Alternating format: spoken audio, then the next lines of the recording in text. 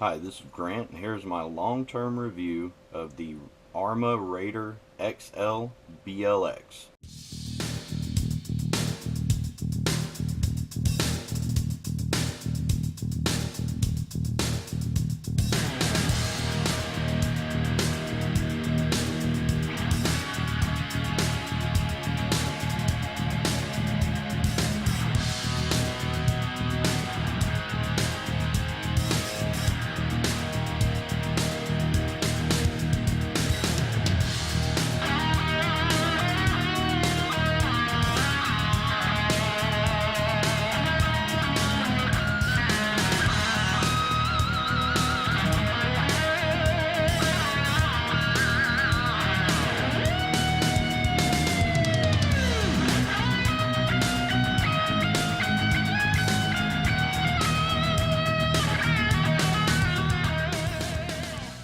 Well, we'll get right into it, and we'll start with the electronics. The controller, the ESC, and the motor have all been flawless. I haven't had any issues with any of the electronics on this vehicle. Moving on to the chassis and the body, I've had no problems out of the chassis. The body sits very close to the right on top of the chassis, so it's going to be very hard to break or damage this body. The only issue that I really have is going to be with this battery tray. When I first got the vehicle, I thought this was a cool idea. I didn't have to take the body off to change the battery out, but it doesn't seem to accommodate any 3S batteries. I've had no problem with 2S, hard pack, soft pack. They all work fine, but 3S, I haven't found one that'll actually fit in it yet. Moving on to the steering on this vehicle has been just fine. The servo has no problem keeping up. It is a rear wheel drive, so there's not a lot of weight in the front of this vehicle, but as far as the steering itself, it has had zero issues. I would suggest playing around with your dual rate setup to keep the rear from kicking out as much and just having a lot of oversteer.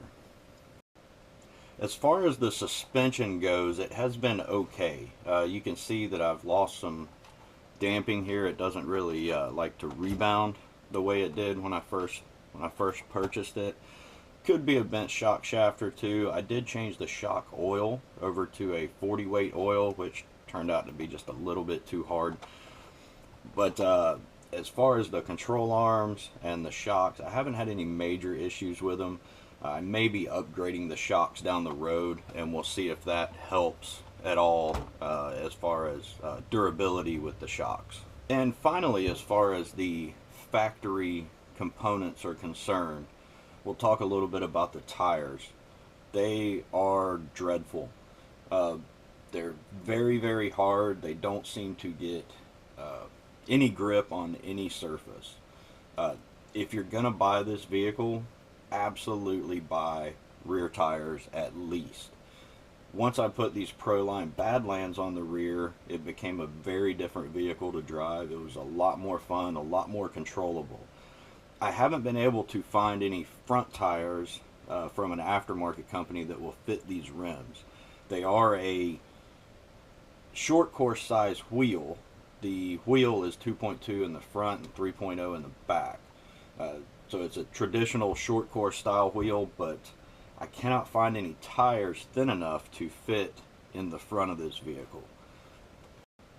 As far as upgrades are concerned, I've done just a few. Of course, I did the tires in the back. That's, I feel like, mandatory on this particular buggy. I did put a T-Bone Racing front and rear bumper on this vehicle. The front bumper, I feel, is necessary. I had a couple of crashes in the front that this bumper would have saved me from having to buy some parts. As far as the rear bumper, I don't really need a rear bumper on this car, but what I did need was the skid plate on the bottom that's part of this bumper.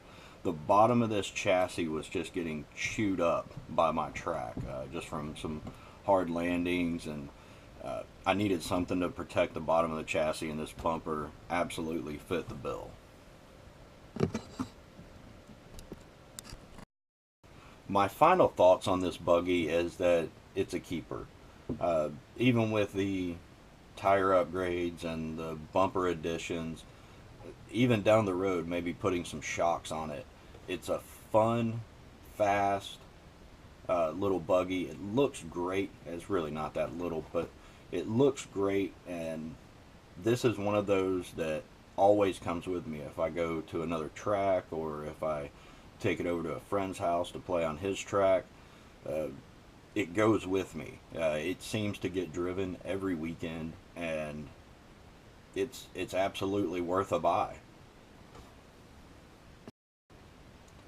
And I wanted to say one more thing. This is my first review. I don't really like the way my voice sounds on camera, so it's hard for me to kind of get over that. But if you enjoyed this review, if you learned something from this review, please let me know in the comments section. Maybe I'll do some more in the future. Thank you.